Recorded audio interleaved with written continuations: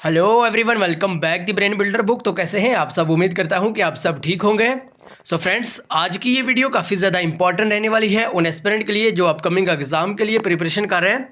तो स्पेशली अगर हम बात करें, अगर आप आरपीएफ कांस्टेबल के एग्ज़ाम के लिए पढ़ रहे हैं, अगर आपने आरपीएफ कांस्टेबल का फॉर्म अप्लाई करा हुआ है, अगर आपने आरपीएफ कांस्टेबल की पोस्ट के लिए अपना अपना फॉर्म सबमिट करा हुआ है, सो भाई आपके लिए आज की ये वीडियो बहुत ही इंपॉर्टेंट रहने वाली है, क्योंकि आज हम आरपीएफ कांस्टेबल के टॉप एमसीक्यूज क्वेश्चंस करेंगे। ओके, सो याद रखिएगा, ये आरपीएफ कांस्टेबल के प्रीवियस ईयर के क्वेश्चंस हैं, यानी पिछले साल जो भी आरपीएफ के पेपर में क्वेश्चंस पूछे गए थे वही आज हम यहाँ पे डिस्कस करने जा रहे हैं। इससे यूं होता है कि आपको कहीं ना कहीं पे क्वेश्चंस के लेवल के बारे में पता चल जाता है, एग्जाम पैटर्न के बारे में पता चल जाता है कि किस तरह से आपको पढ़ना होगा। ओके, सो याद रखिएगा, आज की वीडियो बहुत ही इंपॉर्टेंट रहने वाली है उन एस्पिरेंट के लिए जो आरपीएफ कांस्टेबल के लिए प्रिपरेशन कर रहे हैं। और याद रखिएगा, आरपीएफ कांस्टेबल के लिए अच्छी खासी पोस्ट रखी गई है, सो आप एकदम बढ़िया शानदार तरीके से अपनी प्रिपरेशन कंटिन्यू रख सकते हैं। ओके, तो बहरहाल आइए वीडियो को स्टार्ट करेंगे, लेकिन इससे पहले कि अगर आप हमारे चैनल पर नहीं हो तो चैनल को सब्सक्राइब और वीडियो को लाइक जरूर करिएगा। और हमने आरपीएफ कांस्टेबल के लिए एक सेपरेटली तरीके से जो बैच है वो स्टार्ट करा हुआ है, जिसमें आपको फुली फ्लेज तैयारी करवाई जाएगी। ओके, सो जल्दी से भी बैच को ज्वाइन करने के लिए 9596736083 आप इस नंबर पर जल्दी से व्हाट्सअप कर सकते हैं। आपको बैच में ऐड करा जाएगा और आपको एग्जाम ओरिएंटेड पीडीएफ मटेरियल मिल जाएगा। और याद रखिएगा, इसके लिए हमने एक मिनिमम सा चार्ज रखा हुआ है, कोई ज़्यादा भी नहीं है। आप यूँ कह सकते हैं कि भाई कोई पुअर से पुअर एस्पिरेंट हो वो भी ये पीडीएफ लेके उसका लाभ उठा सकता है। ओके, तो भाई रिसेंटली बहुत सारे एग्जाम और हमारी ही पीडीएफ से बहुत सारे क्वेश्चंस देखने को मिले हैं। बहरहाल जिन जिन एस्पिरेंट ने पीडीएफ लिया है तो अल्हम्दुलिल्लाह काफ़ी अच्छा फीडबैक भी देखने को मिला है। सो जल्दी से आप इस नंबर पे व्हाट्सअप करके पीडीएफ ले सकते हैं। बाकी लिंक डिस्क्रिप्शन में दे दिया हमने अपने टेलीग्राम चैनल की, जहाँ पे फ्री वाले डेली के इंपॉर्टेंट क्विजेज कंडक्ट करवाए जाते हैं। आप टेलीग्राम चैनल को भी जरूर ज्वाइन करिएगा और साथ ही साथ आपको व्हाट्सअप ग्रुप की लिंक मिल जाएगी, आप व्हाट्सअप ग्रुप में भी जरूर ऐड हो सकते हैं लिंक के जरिए। ओके, सो आइए आज के जो अपने इंपॉर्टेंट टॉपिक है वो है आरपीएफ कांस्टेबल के टॉप एमसीक्यूज क्वेश्चंस। ओके, आज का पहला क्वेश्चन है, state the metal present in insulin. So जल्दी से भी करेक्ट आंसर देने की कोशिश करें। अगर हम इंसुलिन की बात करें, इसमें कौन सा मेटल प्रेजेंट रहता है भाई? अगर आपको भी करेक्ट आंसर आता हो तो कमेंट बॉक्स में जरूर बताएगा। और हाँ, वीडियो के एंड पे आप अपना टोटल स्कोर जरूर बताएगा। आज की इस वीडियो में से, आज के सेशन में से, आज के इस लेक्चर में से आपने टोटल कितने क्वेश्चन करेक्ट करे। ओके, कॉपर, जिंक, गोल्ड या सिल्वर। तो इंसुलिन की अगर हम बात करें, इसमें कौन सा मेटल प्रेजेंट रहता है? और ये वाला क्वेश्चन आरपीएफ कांस्टेबल के एग्जाम में पूछा गया था और मैक्सिमम रेलवे के एग्जाम में इस टाइप के क्वेश्चंस पूछे जाते हैं। So correct answer is option B, that is zinc. याद रखिएगा, अगर हम जिंक के बारे में बात करें ना तो जिंक ही इंसुलिन में प्रेजेंट रहता है। Okay, so option B is right answer. आइए भाई next question, question number 2, very very important question. Which of this is listed as endangered species in the Silent Valley. Okay, Silent Valley की अगर हम बात करिए, केरला में है भाई। ओके, और ये क्वेश्चन पूछा जाता है कि भाई in which state Silent Valley located. So याद रखिएगा, ये केरला स्टेट में लोकेटेड है भाई। ओके, सो जल्दी से बताइएगा, मॉस्क डियर, लेपर्ड, रेनो या line tiled. So correct answer is option D, that is line tiled is right answer. याद रखिएगा, ऑप्शन डी यहाँ पे करेक्ट आंसर हो जाएगा। और साइलेंट वैली भाई कहाँ पे है? केरला में है, ये भी आपको ध्यान में रखना होगा। अगर हम केरला के बारे में बात करें ना तो 2011 की सेंसस के अकॉर्डिंग अगर हम बात करें, ये क्वेश्चन पूछे जाते हैं भाई। 2011 की सेंसस के अकॉर्डिंग अगर हम बात करें, केरला को हाईएस्ट लिटरेसी रेट वाली स्टेट माना गया। ओके, हाईएस्ट लिटरेसी रेट वाली स्टेट केरला मानी जाती है। ओके, ये आपको ध्यान में रखना होगा। आइए next question, question number 3, very very important question. और अमूमन इस टाइप के क्वेश्चंस आरपीएफ के एग्जाम में पूछे जाते हैं। Mahatma Gandhi included women in the salt protest on whose request. तो महात्मा गांधी के द्वारा, ठीक है, इंक्लूड करी गई भाई विमेन साल्ट प्रोटेस्ट में, लेकिन किन की रिक्वेस्ट पे? एनी बसंत, सरोजिनी नायडू, अंबाबाई या none of this. So correct answer is option B, that is Sarojini Naidu. याद रखिएगा, सरोजिनी नायडू ही यहाँ पे करेक्ट आंसर हो जाएगा। और एनी बेसेंट के बारे में अगर हम बात करें, जो कि रेलवे के एग्जाम में अमूमन क्वेश्चंस पूछा जाता है भाई, ये इंडियन नेशनल कांग्रेस की पहली महिला प्रेसिडेंट थी। ओके, ये आपको ध्यान में रखना होगा। First women president of Indian National Congress, Annie Besant, काफ़ी बार पूछा जाता है। और अगर हम आईएनसी की बात करें, ये भाई 1885 में फाउंड करा गया, यानी इंडियन नेशनल कांग्रेस की बुनियाद 1885 में रखी गई। और किनके द्वारा? एओ हयूम। और ये क्वेश्चंस पूछे जाते हैं, तभी हम यहाँ पर रिपीट करवा रहे हैं। एओ हयूम के द्वारा इंडियन नेशनल कांग्रेस की बुनियाद 1885 में रखी गई।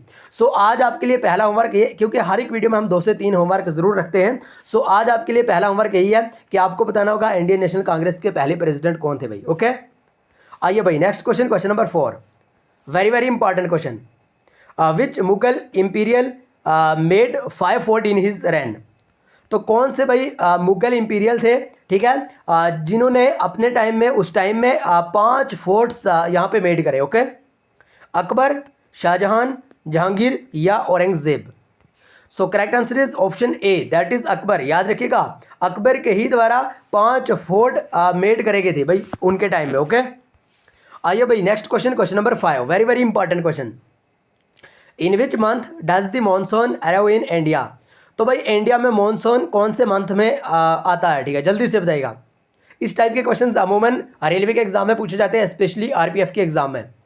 Okay, June, July, August and सितंबर।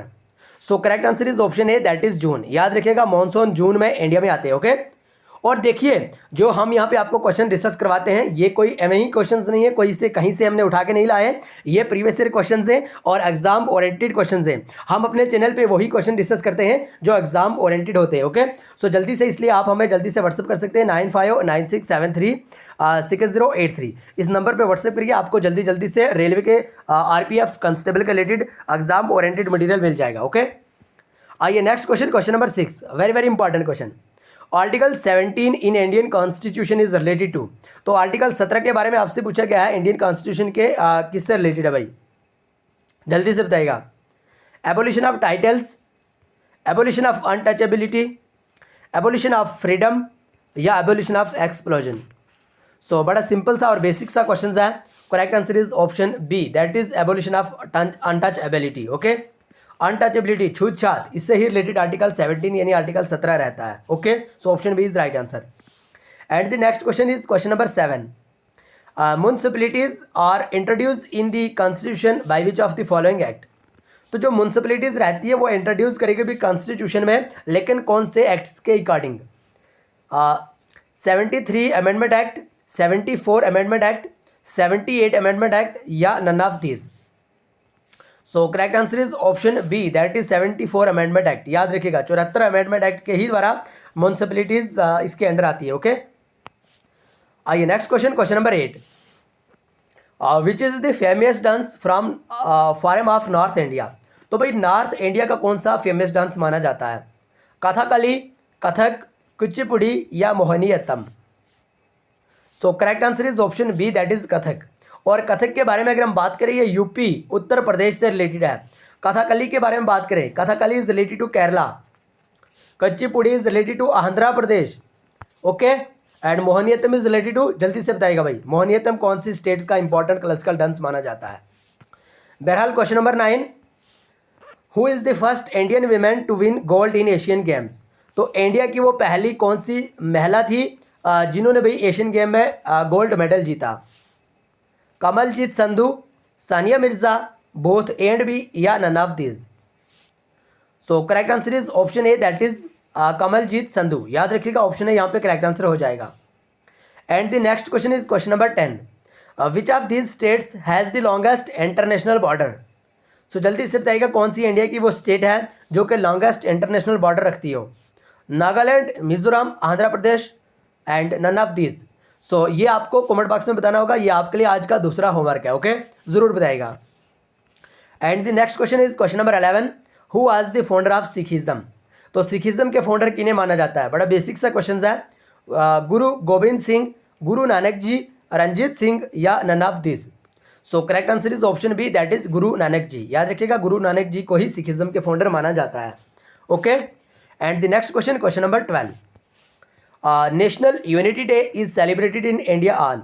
तो भाई इंडिया में नेशनल यूनिटी डे कब सेलिब्रेट करा जाता है। 30 जनवरी को, 29 अगस्त को, 31 अक्टूबर या 21 October. So correct answer is option C, that is 31 of October. याद रखिएगा, 31 अक्टूबर को नेशनल यूनिटी डे सेलिब्रेट करा जाता है इंडिया में। And the next question, question number 13। Which article is related to the uniform civil code UCC। जल्दी से बताइएगा भाई, वेरी वेरी इंपॉर्टेंट क्वेश्चन, और इस टाइप के क्वेश्चन अमूमन रेलवे आरपीएफ के एग्जाम में पूछे जाते हैं। आर्टिकल 44, आर्टिकल 46, आर्टिकल 32 या article 50। So correct answer is option A, that is article 44। याद रखिएगा आर्टिकल 44 की अगर हम बात करें तो आर्टिकल 44 में यूनिफॉर्म सिविल कोड के बारे में डिस्कस कराया गया। ओके, याद रखिएगा article 44 is related to UCC. Okay, and the next question, question number 14, where was the only convention of the Indian National Congress held under the chairmanship of Mahatma Gandhi? Nagpur, Bombay, Belgium, none of this.